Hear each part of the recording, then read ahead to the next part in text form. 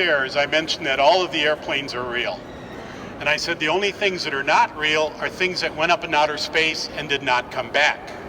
Well, in this glass case right here is the first man-made object to go up into outer space and come back from outer space. It's the nose cone from Discoverer 13.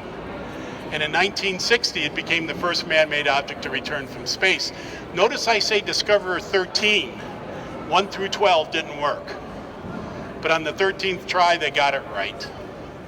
Behind me, you'll see two missiles. These are two intermediate range nuclear missiles. The one on the left is the Soviet SS-20. The one on the right is the American Pershing II.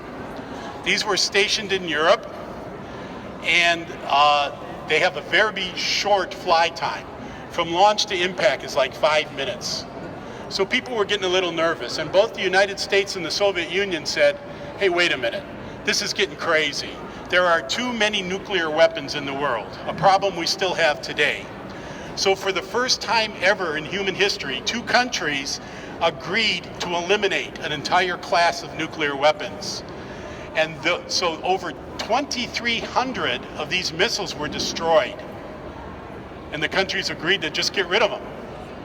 To commemorate that treaty, since it was such an historic event, each country was allowed to retain two to celebrate that treaty. Here are our two. And pursuant to the treaty, where they're standing is not the United States of America, it is international territory. So I like to think if the DC police were ever chasing me, I'm going to jump in there. But knowing those guys, I think they're going to pull me out anyway, so it's not going to matter. Do you need a passport?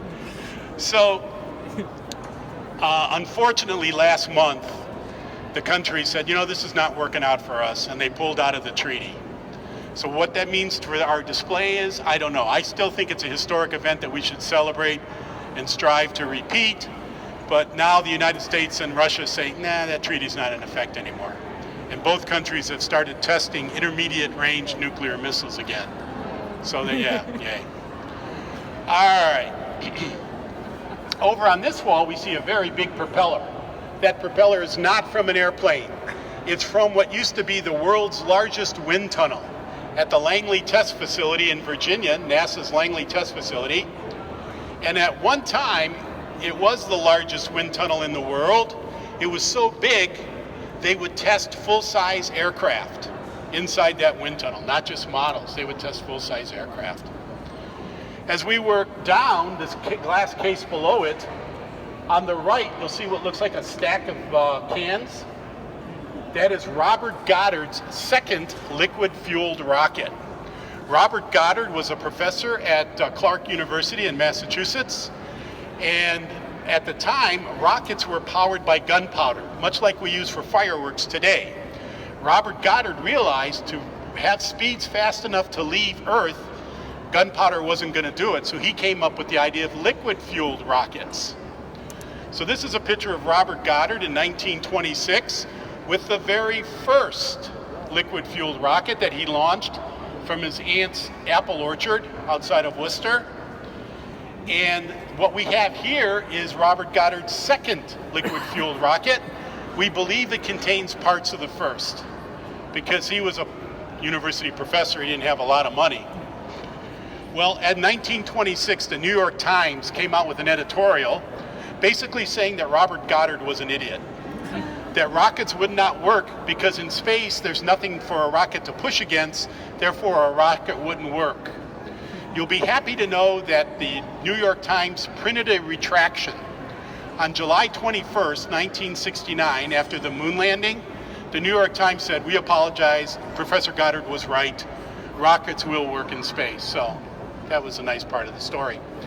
Next to it, you'll see two early jet engines. The one on the top is the German Jumbo.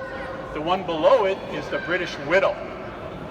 These were developed simultaneously but independently of each other in the 1930s. You can see the Germans went with the axial flow of compression, much more like a jet engine we're used to seeing today, while the British said they were trying centrifugal force to build up the pressures for combustion. The German engine was used in World War II aboard the Messerschmitt 262. This is a jet airplane that saw service in World War II.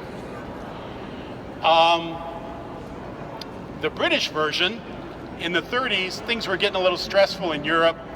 So the Brits told the United States, I think there's going to be a war over here pretty soon, and I think you're going to be in it. And they wanted us to have their jet technology. So the British government gave us that engine you see right there. They gave us that jet engine so we could learn about jet engines. And the United States Army gave it to a company called General Electric. And General Electric is still making jet engines today. The United States used 2 Whittle engines to power America's first jet. And this is America's first jet airplane right here. It's the Bell XP-59. It was such a secret project that when it was on the ground, they put a fake propeller on the nose. So if the bad guys saw it, they'd think it was just a regular airplane. That American version never saw service in World War II because at the time, the United States had propeller-driven airplanes that were faster than the Bell XP-59. The P-51 Mustang, the P-47 Thunderbolt, the P-38 Lightning were all faster than that airplane. But we learned a lot about jet airplanes, and it became very important later to the United States. The orange airplane you see there is the Bell X-1. That is the first airplane to fly faster than the speed of sound, and it did it on October 14, 1947. It was flown by a young Air Force captain by the name of Chuck Yeager. Remember I said earlier, no relation to Jenna that we were talking about. The Bell X-1 would be carried aloft by a B-29 bomber. It would be dropped. The pilot, Chuck Yeager, would light the rocket engines, and he would be off. And he flew faster than the speed of sound. Here's Chuck Yeager after he landed. He looks pretty happy. He had just broken the sound barrier. People at the time thought that's exactly what it was. It would be impossible to fly faster than the speed of sound. That airplane proved everybody wrong. Well, about 4 years ago, we were preparing for our museum's 40th anniversary. We opened in 1976. So to celebrate that, we renovated this hall here. And during that renovation, the Spirit of St. Louis, the Bell X-1 were lowered to the ground.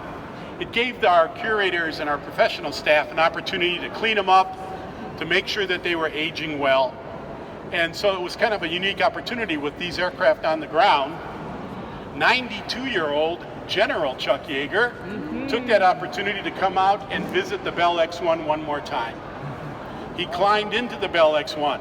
He had a Sharpie with him. He signed his name inside the cockpit. The curators were a little bit upset. The rule is you do not mark up museum exhibits, okay? Just so you know. But I figured it's Chuck Yeager, right? Come on. I had no complaint. In the corner, you see Spaceship One. Spaceship One is the first privately owned craft to go up in outer space. Again, there wasn't a prize. It was called the X Prize. $10 million for the first private individuals, not a government, who could get something into space 3 times in 10 days. So, Spaceship One was designed by Burt Rutan. The same guy who designed the Voyager designed Spaceship One. Again, he used composite materials, fiberglass, to make it as light as possible. Spaceship One was carried aloft by Mothership One.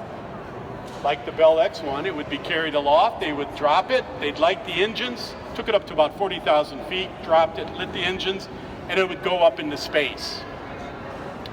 Now you'll notice the kind of weird angle that the wings are bent at.